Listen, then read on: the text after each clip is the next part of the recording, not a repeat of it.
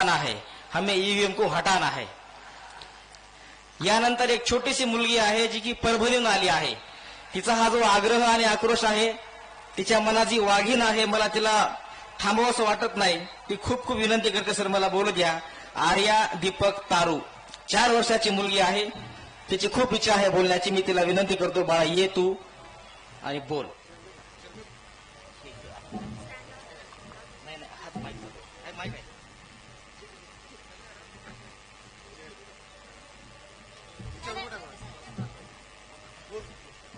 आजच्या कार्यक्रमाचा अध्यक्ष पुष्कळ गुरुजन वर्ग ओ माझ्या मित्रांनो, आज आपण आपल्या आज या ठिकाणी प्रजासत्ताक दिन साजरा करत आहोत। त्यानिमित्ताने मी तुम्हाला 2 शब्द सांगते, ती तुम्ही शांततेने ऐकून घ्यावे ही नम्र विनंती। आपला देश 15 ऑगस्ट 1947 रोजी इंग्रजांच्या जुलुमातून स्वातंत्र्य झाला आणि 26 जानेवारी 1950 रोजी देशाचे संविधान लागू करण्यात आले। कोणत्याही राष्ट्राला ताब्यात चालवण्यासाठी त्या कायदे नियमांची गरज असते। त्या कायदे नियम ज्यात समाविष्ट असतात त्या संविधान असे म्हणतात। 1946 ला संविधान सभेची निर्मिती झाली। त्याचे अध्यक्ष डॉक्टर राजेंद्र प्रसाद होते। प्रस्तावित पंडित नेहरू यांनी लिहिली। मसुदा समितीचे अध्यक्ष डॉक्टर बाबासाहेब आंबेडकर होते, ज्याला आपण संविधानाचे निर्माता म्हणतो। संविधान लिहिण्यासाठी 2 वर्ष 11 महिने 18 दिवस लागले। संविधान सभेच्या इथून 18 बैठका झाल्या। 395 कलमे, 22 भाग व 8 अनुसूची निर्माण करण्यात आल्या। आपली राज्यघटना सार्वभौम आहे, जगातली सर्वात मोठी लिखित राज्यघटना आहे। घटनेमध्ये समानता, स्वातंत्र्य, न्याय व विश्वासार्हता याला मोठे स्थान दिले आहे। आज मी तुम्हाला एक प्रश्न विचारते, कोणी सांगेल का? भारतीय राज्यघटनेने आपल्याला काय काय दिले सांगा पाहू, कोणी सांगेल का? बरं जाऊ दे, मी सांगते।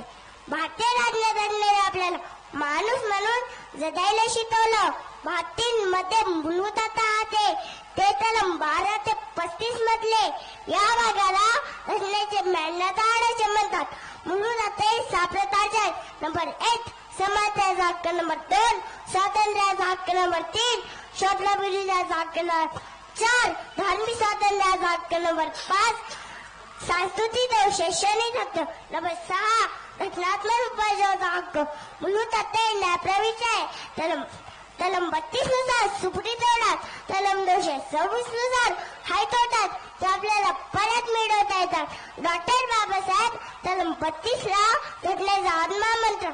क्रांतीज्योती सावित्रीबाई फुले व ज्योतिराव फुले यांनी त्रिशिक्षाचा पाया रचला व बाबासाहेब आंबेडकर यांनी स्त्रियांना पुरुषाप्रमाणे कायदेशीर हक्क देऊन तो शिक्षणाला नेला।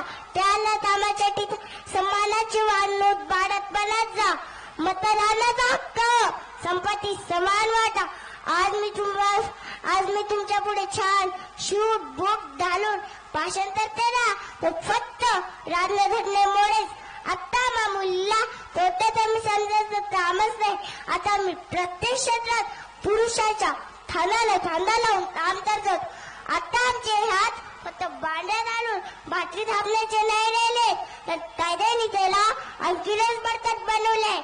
आता मी देशही चालू शकतो आणि आंतरराष्ट्रीय जग घेऊ शकतो, तर फक्त आणि फक्त राज्यघटनेमुळेच। नाहीतर काय झालं ते काय माहित बाई। टक्क्यातले तरी हातात दैवर शेंदाची पाटी, कपड्याने लताने खरकट पचीची होती माय मोठी। माझ्या भीमान माय सोन्यानं भरली होती, माझ्या भीमान माय सोन्यानं भरली होती। एवढे बोलून मी माझे भाषण संपवते। जय भारत, जय श्रीराम, धन्यवाद।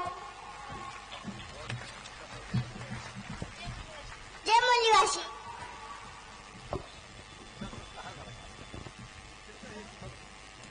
थांब ग बाई थांब, तुझ्या सत्कारच करू दे आता आम्हाला. आम्हाला असं वाटत होतं की आम्हालाच लय बोलता येते.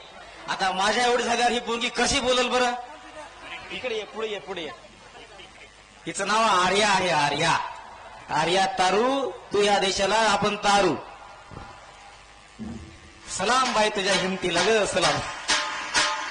जिराऊच्या लेकी, सावित्रीच्या लेकी आहेत या. खूप खूप धन्यवाद. तिनं सांगितलंय आपल्याला स्वतंत्र, समता, बंधुता आणि न्याय आपल्याला टिकून ठेवायचंय.